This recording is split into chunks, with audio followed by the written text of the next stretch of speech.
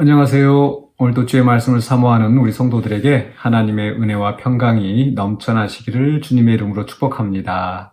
네, 오늘부터는 또 이제 시편의 말씀을 함께 생각해 보려고 합니다. 오늘 이제 시편 90편입니다. 제 4권 시편 90편인데 1절부터 10절까지만 우리 90편의 한 절반 정도만 함께 말씀을 생각해 보고자 합니다. 90편 1절부터 봉독하겠습니다.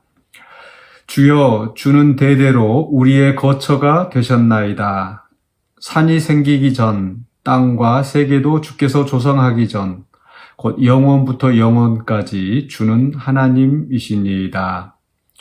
주께서 사람을 티끌로 돌아가게 하시고 말씀하시기를 너희 인생들은 돌아가라 하셨사오니 주의 목전에는 천년이 지나간 어제 같으며 밤의 한순간 같을 뿐임이니이다.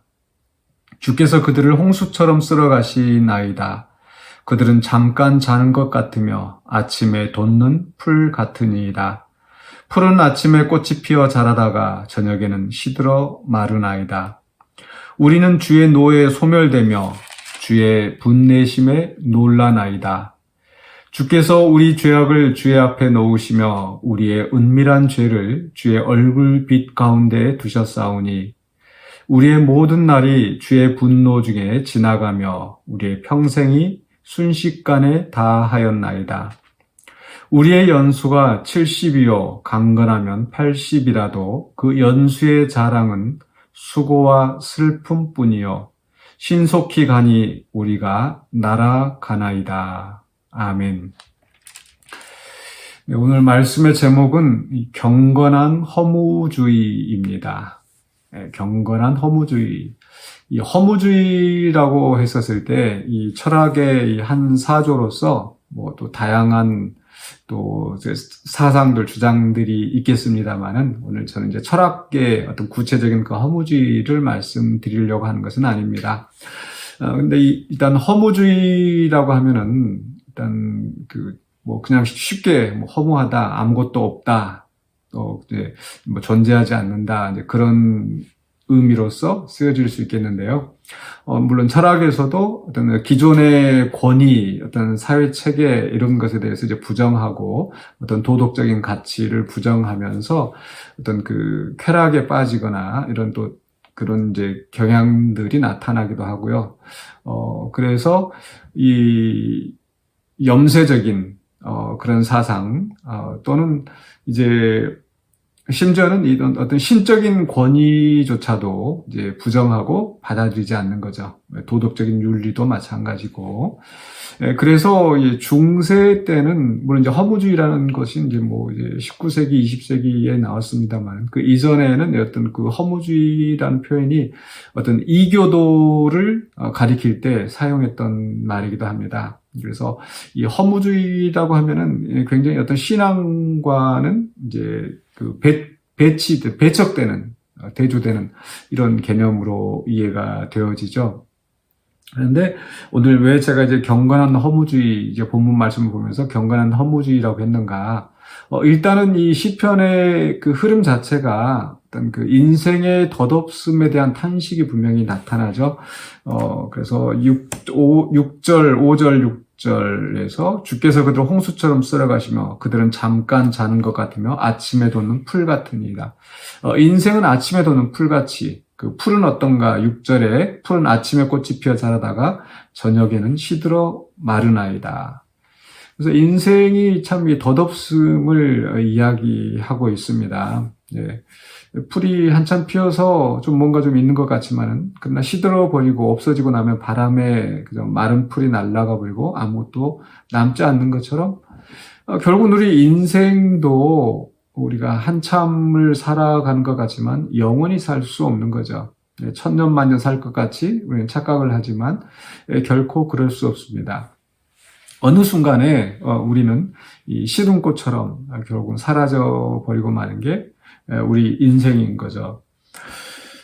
그래서 이러한 한순간에 사라져가 버린 우리 인생, 특히 이제 우리가 연말을 지금 이제 앞두고 있습니다. 2022년, 벌써 이제 12월에 접어들었는데, 언제 또 연초가 시작됐는가 한 순식간에 또 이제 한 해가 지나가 버리고 또 우리는 나이가 한 살이 더 들게 되고 또 그러면서 점점 이제 죽음을 향해서 뭐 참 안타깝지만 그렇게 되는 것 같습니다. 그래서 어떤 사람들은 우리가 인생이라는 게 사는 게 아니고 죽어가는 중이다. 결국 죽음을 향해서 가는 것이다. 라고 표현을 하기도 하죠. 참 그 인생의 덧없음을 이 시편 기자, 특히 이제 하나님의 사람 모세의 기도라고 해서 모세가 이 말씀을 하는 걸로 나오는데 이런 인생이 사라져가는 것이 어디서 시작되었는가? 3절에서 주께서 사람을 티끌로 돌아가게 하시고 말씀하시기를 너희 인생들은 돌아가라. 창세기 3장에 있는 말씀, 이제 모세가 창세기부터 이렇게 쭉 하나님의 말씀을 기록하였다고 우리는 믿는데 그 창세기 3장에서 결국 인간의 죄로 말미암아서 인간은 죽으면 또 흙으로 돌아가서 결국은 사라지거나 마는 허무한 존재라는 것을 이야기하고 있습니다. 그런데 그냥 자연스럽게 죽는 것도 참 허무한데 더군다나 우리 인생은 7절에서부터 이제 좀 다른 각도에서 우리 인생의 허무함을 이야기하는데 이 바로 7절에서 우리는 주의 노에 소물되며 주의 분내심에 놀라나이다. 죄에 대한 하나님의 심판으로 갑작스럽게 죽는 그런 상황. 그러니까 나이 들어서 죽는 것도 참 허무한데, 그죠? 그런데 심판으로 말미암아 우리는 하나님 앞에 그 하나님이 심판하시는 것을 피할 수도 없고 거역할 수도 없고 우리는 꼼짝없이 그 심판 앞에 죽을 수밖에 없다라는 거죠. 그래서 8절, 9절에서 계속해서 우리의 죄악을 주 앞에 놓으시며 또 우리의 은밀한 죄를 주의 얼굴빛 가운데 두셨사오니. 그러니까 우리가 죄를 하나님 앞에 감출 수가 없습니다. 하나님 앞에 죄가 드러날 수밖에 없고 그 죄에 대해서 하나님이 심판하시면 9절에서 우리의 모든 날이 주의 분노 중에 지나가며 우리의 평생이 순식간에 다하였나이다. 우리 인생의 허무함, 우리 인간의 수명이 정해져 있기 때문에 허무하고 또 하나님의 심판 앞에서 순식간에 날아가 버리는, 순식간에 죽음을 당하는 우리의 인생이 더없이 허무한 거죠. 그래서 9절에서 우리의 모든 날이 주의 분노 중에 지나가며 우리 평생 순식간에 다했나이다 라고 하면서 10절에 마무리하기를 우리의 연수가 70이요 강건하면 80이라도 그 연수의 자랑은 수고와 슬픔뿐이요 신속히 가니 우리가 날아가나이다. 예, 우리의 인생이 날아가는 화살처럼 시간이 순식간에 지나가 버립니다. 우리 보통 그런 이야기 하잖아요. 10대 때는 10km로 이렇게 우리 인생이 지나가고 50대 때는 50km로 또 더 나이가 더 들면 또 그만큼 빠르게 지나가 버립니다. 그래서 화살처럼 날아가는 우리의 인생. 그래서 이 시편 기자 모세가 우리의 인생이 얼마나 덧없는가, 흙으로 돌아갈 수밖에 없는 우리의 인생, 또 그나마 죄로 말미암아서 하나님 앞에서 심판받으면 또 죽을 수밖에 없는 우리 인생. 실제로 이제 모세가 이스라엘 백성들을 애굽에서 이제 나오게 하여서 하나님의 권능으로 애굽에서 나와서 이 광야를 지나가는 동안에 또 많은 사람들이 죽어가지 않습니까? 그래서 이 민수기 15장부터 25장까지 나오는 그 말씀 속에서 하나님 앞에 원망하다가 죽는 사람들, 또 이렇게 고라당의 반역이랄지 여러 가지 사건들 속에서 끊임없이 죽어나가는데 그런 모습을 보면서 우리의 인생이 얼마나 참 덧없는가, 또 우리의 인생이 하나님의 심판 앞에 얼마나 무기력하고 또 그 심판이 얼마나 엄중한가라는 것을 이 모세가 직접 경험하면서 지금 이런 시를 우리에게 남기지 않았을까. 그런데 이런 모세가 이런 우리 인생의 덧없음, 허무함을 이야기하는 것이 사실은 이 시편의 궁극적인 목적은 아니죠. 앞에서 시작하면서 1절에서 주여 주는 대대에 우리의 거처가 되셨나이다. 2절에 산이 생기기 전 땅과 세계도 주께서 조성하기 전 곧 영원부터 영원까지 주는 하나님이시니이다. 그러니까 하나님은 영원하십니다. 또 그리고 그 하나님이 우리 인생의 대대의 거처가 되어주신다는 것. 그 영원하신 하나님을 말씀하면서 인생의 덧없음을 이야기하고 있는 거죠. 그래서 오늘 본문 말씀 속에서는 직접 이 모세가 오늘 봉독한 말씀 속에서는 이야기하고 있지 않지만 결국 우리의 인생은 덧없기 때문에 하나님, 우리의 영원한 거처가 되신 하나님 앞으로 갈 때에 우리에게 소망이 있는 겁니다. 또 우리가 하나님께서 심판하시면 우리의 죄를 감출 수도 없고 그 심판을 피할 수도 없는 우리의 그 연약한 존재라는 것을 우리가 인식할 때에 하나님 앞에 죄에 대해서 우리가 두려워하고 죄를 짓지 않으려고 하고 또 죄를 지었다 할지라도 하나님의 자비와 긍휼을 구하면서 하나님께 의지할 수 있는 거죠. 하나님께 나아갈 수 있는 거죠.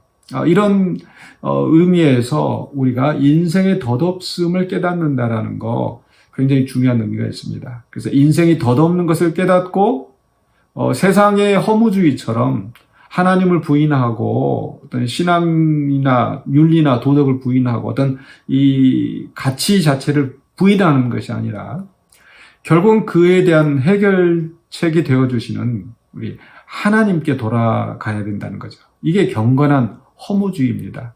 그렇지 않고 어떤 인생이 영원한 것처럼 또 내가 가지고 있는 힘으로 내가 가지고 있는 부유함으로 하나님의 심판을 피할 수 있는 것처럼 착각을 하고 살아가는 거, 이 불신앙으로 연결되어지면 더 불쌍한 거죠. 그래서 모세는 우리의 인생의 덧없음을 이야기하고 또 하나님의 심판 앞에 얼마나 우리가 무기력한 존재인가를 인식하게 하면서 하나님 앞으로 돌아가게 하고 있습니다. 그것은 그 자신의 경험이기도 하거니와 또 이 시편 90편이 있는 지금 현재 위치 속에서도 그런 것을 잘 이야기하고 있습니다. 즉 앞에 89편은 이제 3권이고 시편 90편은 이제 4권이지만 그 앞에 있는 말씀하고도 연결되어지거든요. 89편에서 89편 45절에서 그의 젊은 날들을 짧게 하시고 그의 습들을 수치로 덮으셨나이다. 이 짧은 인생 또 하나님의 분노 앞에 이렇게 망해버리는 이 이스라엘의 나라. 결국은 이스라엘 나라가 영원한 것 같겠지만은 하나님의 심판 앞에서는 정말 우리 인생의 풀처럼 시들어버리는 것처럼 그 나라가 망하게 되었다는 거죠. 그래서 그런 그 망한 나라, 또 망한 인생, 또 죽음 앞에 정말 허무한 덧없는 우리의 인생이 결국 하나님, 영원한 거처가 되시는 하나님 앞으로 돌아가야 우리의 인생도 구원을 얻고 이 나라도 구원을 얻고 그럴 수 있다라는 것을 지금 이야기하고 있습니다. 그래서 우리는 하나님 앞에 우리가 연약한 존재인 것을 우리가 인식해야 합니다. 우리가 또 죽음 앞에 우리가 또 무기력한 존재라는 것도 하나님 심판 앞에 무기력한 존재라는 것도 우리가 인정을 하고 그러면서 우리가 하나님 앞으로 더 한 걸음 한 걸음 나아가는 우리 경건한 신앙인이 되어야 될 줄로 믿습니다. 한 해가 저물어 갑니다. 또 나이가 내가 한 살이 더 먹었구나. 또 내가 늙어가는구나 라고 하는 그런 그 세상 사람들이 하는 그런 어떤 탄식이 아니라 이런 속에서 사도 바울의 고백처럼 우리의 겉사람은 날로 후패하나 우리의 속사람은 날로 새롭도다. 그래서 우리 육신은 늙어가고 죽어간다 할지라도 우리가 그 속에서 하나님을 더 바라보고 하나님을 더 소망하면서 우리의 속사람이 날로 새로워지는 우리가 되었으면 좋겠습니다. 그래서 경건한 허무주의를 이루어 가시는 허무하지만 그 속에서 참된 신앙을 찾아가시는 저와 여러분이 되시기를 주의 이름으로 간절히 축원합니다. 기도하시겠습니다. 사랑해 주님 은혜를 감사합니다. 한 해가 저물어가는 이 시점에서 또한 주의 말씀을 생각하면서 우리의 인생의 덧없음과 인생의 연약함을 우리가 또 생각해 봅니다. 이것을 우리가 깨달을 때 우리가 온전히 더 주님을 의지하고 주의 나라를 바라보면서 우리가 바른 신앙에 서게 될 줄로 믿습니다.